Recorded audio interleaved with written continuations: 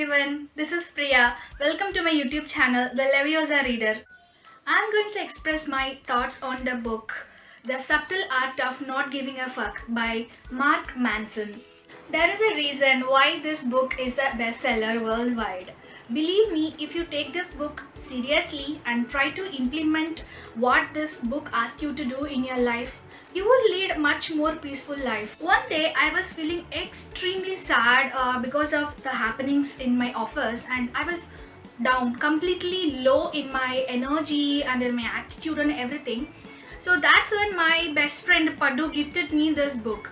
Started reading this book as she instructed. So first I completed a chapter, let that sink in, and then applied that in my real life, and then proceeded to the next chapter of this book. Believe me, it took 2 years to complete this book. I'm not at all a fan of self-help books. Of course, I have read a few of them, and in every book there is one thing that is common: the positivity, the impulsive, compulsive, and toxic positivity.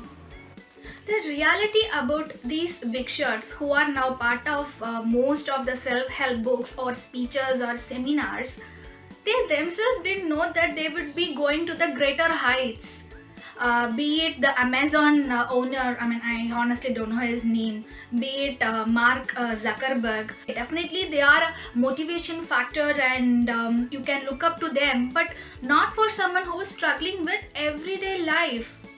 Mark Manson tried to teach you the fact that not everyone can be extraordinary. You are an ordinary person, so have a goal which is realistic. He also talks about the success and the failure factor. Basically, what is the measurement that you call yourself a failure in life or you call yourself a success in life, right? If you know your limits, if you know what can be realistic values, then you will be succeeding in your life, right? The success measure that someone who is a billionaire CEO has will not be applying to me as well, right? Mark Manson gives a lot of anecdotes in the book. The best part is the anecdotes he gives from his real life is not something about deep suffering from there, how he miraculously went up and he reached on the top of the world.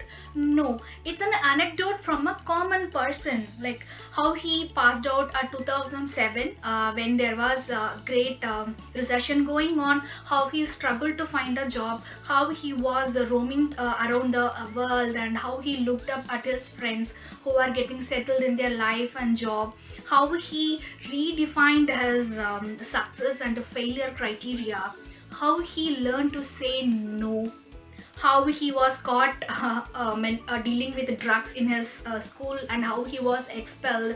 How did he deal with that?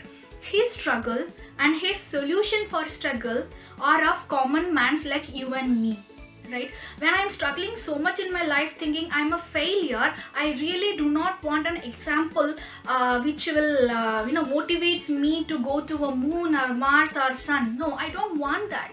I want something which will enlighten me in my every day-to-day life. His language is simple. In fact, his language is little harsh as well. So how much do I rate this book? I would give 4.5 out of 5.